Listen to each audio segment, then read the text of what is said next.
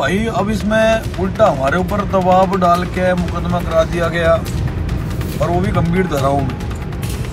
इसमें अन्नू ने साथ हो सकते सुबह जेल भेज दे। मेरी मांग कर रहे हैं प्रशासन कि भाई उसने दक्ष ने बुला दो।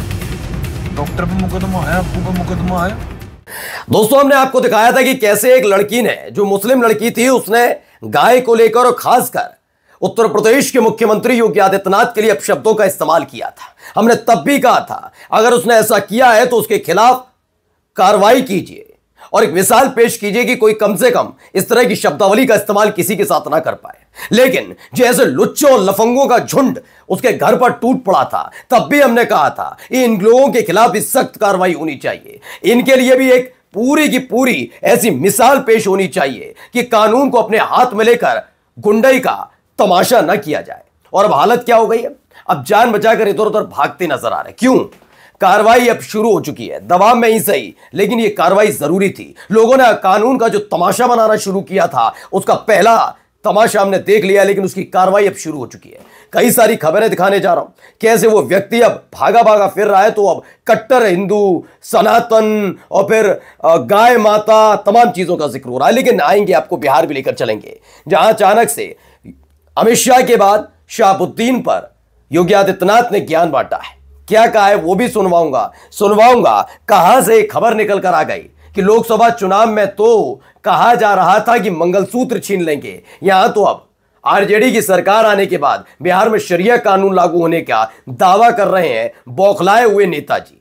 और तो और दिखाऊंगा, एक पोल आ गया है सामने। क्या यही एक वजह है जिसके चलते हालत खराब है? और एप्पल ने ऐसा क्या कर दिया जिसकी तुलना भारत की जीडीपी से हो रही है? नमस्कार, मैं हूं प्रज्वल गौतम और आप देख रहे हैं the live TV. The live TV, सच सबसे आगे। सबसे पहले ये बयान थोड़ा मैं सुनवा देता हूं। इसमें कुछ अपशब्दों का, चूंकि इनकी फितरत ही यही है, ये ऐसे ही लोग हैं और ऐसी मानसिकता वाले लोगों के मुंह से हमेशा गाली निकलना, बदतमीजी करना, शांति कभी इनको चाहिए पसंद नहीं होती। तो जरा पहले इनको मुंह से सुन लीजिए कैसे परेशान है भाई। जय श्री राम, जय गौ माता की। भाई जो एक जिहादन उसने ये कहा था कि भाई गौ माता ने काटेंगे और खाएंगे, कौन मेरा के बिगाड़ेगा, उसकी मां और कैडी। लेकिन भाई अब इसमें उल्टा हमारे ऊपर दबाव डाल के मुकदमा करा दिया गया और वो भी गंभीर धाराओं में। इसमें अन्नू ने साथ हो सके सुबह जेल भेज दे। मेरी मांग कर रहे हैं प्रशासन कि भाई उसने दक्ष ने बुला दो। डॉक्टर पे मुकदमा है, अक्कू पे मुकदमा है। पर मैं ये बोलना चाहता हूँ कि भाई तुम किस देश में रह रहे हो भाई? जिस देश के अंदर गाय ने मां माना गया हो, जिस धर्म के अंदर, हिंदू धर्म के अंदर मां माना गया हो, उस मां ने एक वो ये कह रही है कि मैं काट के खाऊंगी और रोक लो मुझे कोई। हमने रोका, उसका इलाज करा, लेकिन उसके बदले हमें क्या मिला? मुकदमा। और मैं एक चीज बोल दूं कि भाई जेल जाना मंजूर है, मुकदमा खाना मंजूर है, पर अगर ये सोचो कि भाई हम इस बात में पछतावा करेंगे कि मुकदमा लगा दिया, हमने जेल भेज दी, भाई बिल्कुल पछतावा नहीं है। जो करा बढ़िया करा, हमने खुद पे प्राउड है भाई। और खुद पे क्या छोड़ा, शायद हो सकता है जितने भी कट्टर हिंदू सनातनी, जो भारत का आदमी, कोई भी ऐसा हिंदू जो होगा ना, जो गाय ने अपनी मां मानता होगा, वो कभी भी ये नहीं सोचेगा कि भाई कोई इतनी बड़ी बात बोल जाए कि गाय ने काटेंगे और खाएंगे सब। अब यहां तक आते हैं हम बात। मैंने ये पूरा यहां तक वीडियो क्यों दिखाया आपको बताता हूं। पहले तो दक्ष चौधरी नाम का ये व्यक्ति जो गुंडई और लंपटई कर रहे थे, एक महिला को गाली बक रहे थे उनके लिए कि भाई आप लंपटई गुंडई कर रहे थे, आप कह रहे थे कि हमने उसका इलाज किया। पहले तो मुंह से जिस तरह की शब्दावली का इस्तेमाल ये व्यक्ति कर रहा है, तो इससे पता लगता है कि मुस्लिम समाज पर मत जाइए, ये हिंदू महिलाओं का भी कितना सम्मान करते होंगे समझ लीजिएगा, ठीक है ना। पहला, मैं फिर कहता हूं, इस देश में कानून का राज है। इलाज करने की तुम्हें किसने दे दिया अधिकार? किस अधिकार के तहत तुम इलाज करने के कौन होते हो तुम? मैं बिल्कुल कहता हूं, मैं खुलकर कहता हूं, मैं दक्ष चौधरी जैसे लोगों का समर्थन करता कि अगर ये कानून एफआईआर दर्ज कराते और दबाव डालते पुलिस पर कि गिरफ्तार करिए, योगी आदित्यनाथ के लिए आप बदतमीज बोलेंगी? आप बोलेंगे किसी भावनाएं जिससे आहत होती हो। भाई गाय को हम मां मानते हैं, बात सच है, तो इस पर कैसे बोल दिया कि काट के खाएंगे? गिरफ्तारी कराते। लेकिन लंपटई करोगे तो बिल्कुल तुम जैसों का गिरवा पकड़कर घसीट कर जेल की सलाखों के पीछे डाल देना चाहिए। पहला, क्योंकि देश में कानून का राज है, लंपटों का नहीं। पहला। दूसरा, आपने कहा अब क्या कह रहे हैं भाई साहब, सनातन, कट्टर सनातन। हम भी सनातनी है, कट्टर सनातनी है। और आपने कहा बिल्कुल मैं भी विरोध करता हूं, गिरफ्तार करवाते, बदतमीजी करने का अधिकार किसी ने नहीं दिया। दूसरा, आपने कहा कट्टर सनातनी, दुख दिल तो हमारा तब भी दुखा था जब किरण रिजिजू ने कहा था मैं बीफ खाता हूं। हिम्मत हुई थी तुम्हारी, तब तो लंपटाई नहीं थी तुम्हारी। गोवा में जाकर करो लंपटाई, जहां पर बीजेपी शासित राज्य में अलग अलग जगह बीफ बंटता है, वहां नहीं होगा। यह तुम्हारा उद्देश्य बताता है। और ये कट्टर सनातनी, क्योंकि तुम्हारा चेहरा उतरा हुआ है, तुम खुद खौफ में हो, इसीलिए ये प्राउड कर रहा हूं, ये कर रहा हूं, नहीं होता है। समझ रहे हो? ये जो दोगली तरीके से कार्रवाइयां करते हो ना, कि गाय माता के इतना ही प्यार होता ना, किरण रिजिजू गोवा में सब जगह बिकता है, वहां नहीं चलेगा। तुम्हें एक मुस्लिम लड़की मिली, फौरन ही तुमने लंपटाई शुरू कर दी। ये तुम हो असलियत। तो जबरदस्ती अपने आप को कट्टर सनातनी और कट्टर हिंदू दिखाने की जरूरत नहीं। खैर, दो लोग जो गिरफ्तार हुए हैं, जरा देख लीजिए। ये दोनों गिरफ्तार हुए हैं, फिलहाल बता दिया गया है इसमें हुआ है। इलियास नाम के व्यक्ति कहते हैं, दक्ष चौड़े और डॉक्टर प्रकाश इसमें नहीं है। क्या आप उनकी वीडियो रिलीज करेंगे? अब गिरफ्तारियों का दौर शुरू हो रहा है, तो उस तरह के वीडियो लगातार निकल कर आ रहे हैं। पुलिस से ये भाग रहे हैं, प्राउड की बात जरूर कर रहे हैं, लेकिन चेहरा बता रहा है कि कट्टर सनातनियों से सपोर्ट मांगने के लिए और लोगों को उकसाने के लिए कि गाय के लिए कहा जाएगा तो कैसे कहा जाएगा, ये कहा जाएगा। ये समझ में आता है कि कितने ये सनातन को मानते हैं, कितने गाय को माता मानते हैं और इनका उद्देश्य क्या है। खैर, जो मैंने एक बात कही थी, इस पर चर्चा नहीं होगी। हम हिंदू मुसलमान करेंगे, हम गाय गुड़ गोबर करेंगे, मदरसा मस्जिद और मंदिर करेंगे।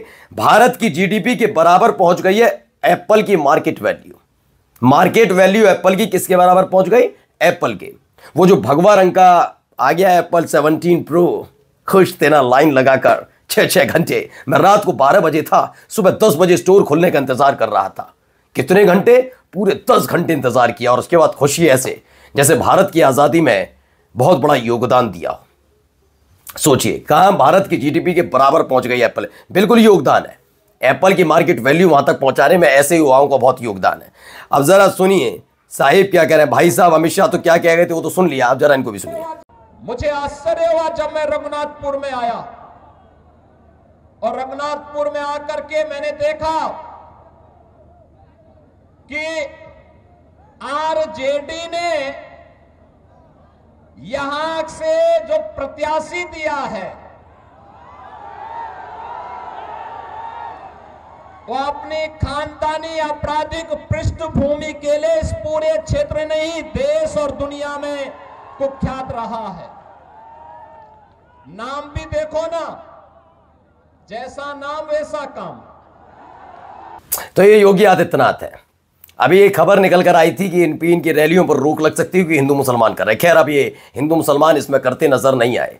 ओसामा पे चले गए नाम पर, ठीक है, अच्छी बात है। ओसामा पे अच्छा बोला है ना, बिल्कुल अच्छा। तो फिर ऐसे तो आपको दिक्कत मुख्तार अब्बास नकवी से भी होती होगी, अपने ही बीजेपी के नेता से, कि मुख्तार अंसारी मुख्तार लगता है क्या? कभी उनसे कहा अपना नाम बदलो? नहीं ना।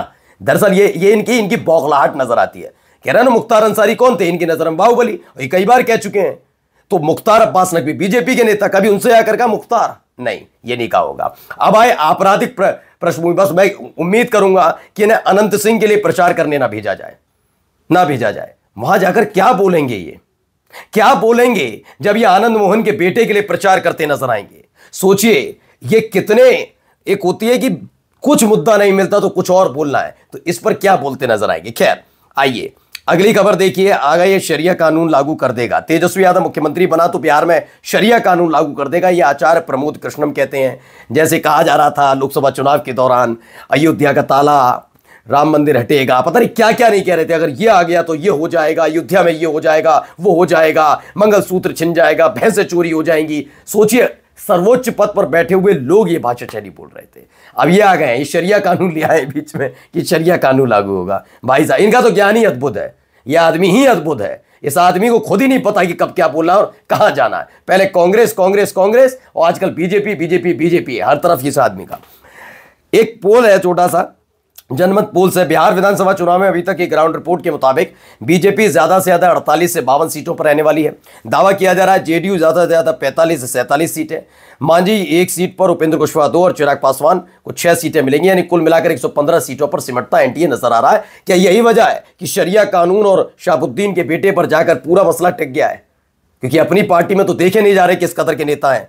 आइए अगला सुनिए जरा, नीतीश कुमार के बयान भी बहुत शानदार है, उनको भी सुन लीजिए। ये सब कोई काम किया था, हम लोग तो किए। ये सब अपना परिवार को करता है।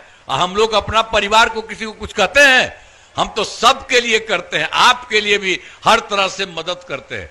तो इसीलिए आपने कह दिया है तो मुझे अब ये बताया जा रहा है, परिवार का जिक्र कर रहे थे, उम्मीदवार बदल रहे हैं, जो बराबर में खड़ी हैं इनका, इन जो ये उम्मीदवार हैं, प्रत्याशी हैं, दरअसल इनके बारे में कहा जाता है कि इनका पूरा परिवार राजनीति से जुड़ा रहा, पिता और वो, लेकिन उसके बावजूद ये बयान दे रहे हैं नीतीश कुमार बराबर में खड़ा करो। जाते जाते आज तक की खबर है, भारत ने बढ़ाई खरीद, अमेरिकी तेल बनेगा ट्रंप के टैरिफ टेरर का इलाज। ये आज तक अब पूछने लगा है, कम से कम पूछने तो लगा। दुनिया का तेल बाजार उथल पुथल में और भारत अपनी ऊर्जा रणनीति को नए सिरे से कर रहा है। रूस पर अमेरिकी दबाव और बढ़ते टैरिफ के बीच भारत ने अब अपने तेल इंपोर्ट सोर्स को डाइवर्सिफाई करना शुरू कर दिया। अक्टूबर 2025 इसी महीने में भारत ने अमेरिका से 5.4 लाख यानी 5,40,000 बैरल प्रतिदिन कच्चा तेल खरीदा है, जो पिछले 3 सालों का सबसे ऊंचा स्तर है। फिर कहते हैं कि विपक्ष क्यों कहता है नरेंद्र सरेंडर। नमस्कार।